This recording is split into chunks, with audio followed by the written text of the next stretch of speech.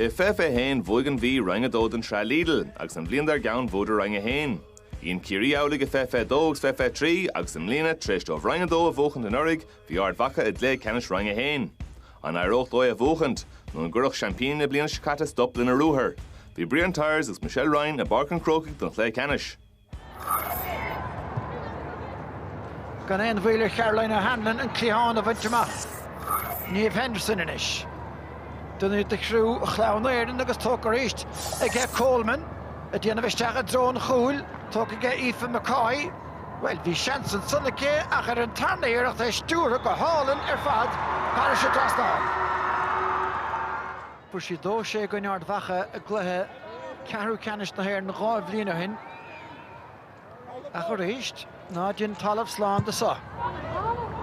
Te garad agus anna car, han si machroad agus le rain Scanlon haring eile, y tacht a dýr ar y matún, brontanas le cart. Well, tá spór sé sin cé go tábhacht agus a bhí tú iad a gúiseach dos cór an cúil payroll a tóir tórliú agus bhí le rain Scanlon in gúiseach fresh an fécar an líorwood ordig teach sta. Mar sin Carolina Hanlon, stachan sogus búirte go díal istigh an son.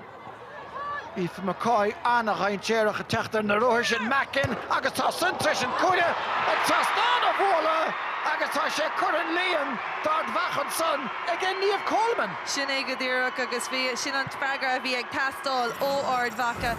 Bhí umracha passanna ann, an umracha passanna, lán passanna ann ach Amy Mackin a thóg an deis seo chun an éarcóir ar an trasnán, bhuail sé an trasnán agus arás a raig go dtí Ard Mhacha chun an cúil aimsú. Stachani Emma Dineen agus tá ábhar spáis an trosa cé Hanno Dunhu agus Louise Bhuirtig chun cín irthe.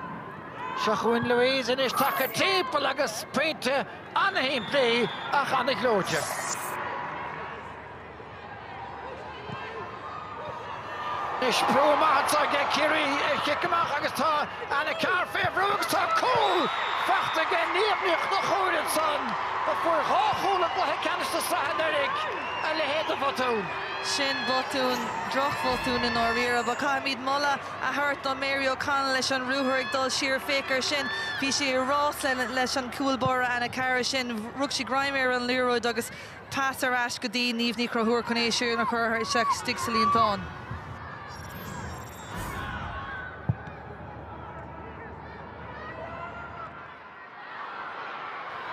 Ceann eile fós búirte ag McConville tá ó Hanlon Seinnte ach tá Ard Mhacha agus tá gír eile fachtacha Kelly Malin is teach an tugadí Niamh Henderson tá peitice Cercaleor tá mid gobar gob.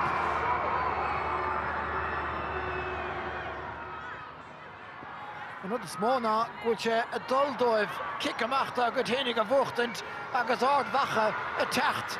Bout of O'Neill Kelly Malin, sin pass alling Ishel, is Stachani Mackin and saw a leher the Sraith again, me Mackin, a leher the Fassiga Kelly Malin, Reherosh le Ard Mhacha.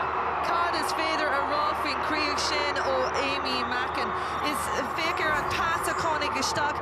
Beidir go carry derv le Coleman le tisgur chonig sé isteach agus go cuirsí beagán marúil beidir ar chosint Ciarraí ach bhí Amy Mackin ar an spot ceart. Agus Ard Mhacha ish a teachta na huair. Agus is anna bheith ecinn tú é sin bhrín cinál marúil ar Ciarraí os cór an cúil agus struggler who rud a dhéanamh leis. Is it na Louise Bhuirtig luite going sa tarna le. Idir an dálín Roisin Mulligan, Amy Mackin tucha a láistíirte a mántachaíochta agus críoch slachtmhar chuir leis an luiseach. Nes trasna na Parkinsa, Emma Dineen. Má Ryan Ciarraí scóran sa tuair se ardú ceart manam an dóibh. Hanno Dunhu ar a dasóg agus tá peinte fachtacha buile mór sicálaíocht a Ciarraí. Rúthar a dhéanamh ó chúine go cúine. Court Lynch. Nis par sin ábhar spáisin sa, deisir scór, deisir féinte agus an peinte sin tóca bí Ciara Murphy anna cheannar fad.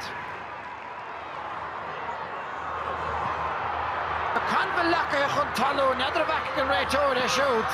Tá cárta a gceist inis na réal chunúd an méid sin, Aoife McCoy, a líisteach an son, agus tá tuisige Kelly Malin, trusted so agus could have had trust on about Karina Doyle Dixon and Gonu Ciarraí Ard Mhacha Hennig Idir Brocher Dervla Coleman Grace Ferguson Sir has bought the slash again Grace Ferguson Henderson and Ish to Unpadon Seinnteoir agus on Gate Rail Sraith Lidl Reine Hen Buaicphointí again Ard Mhacha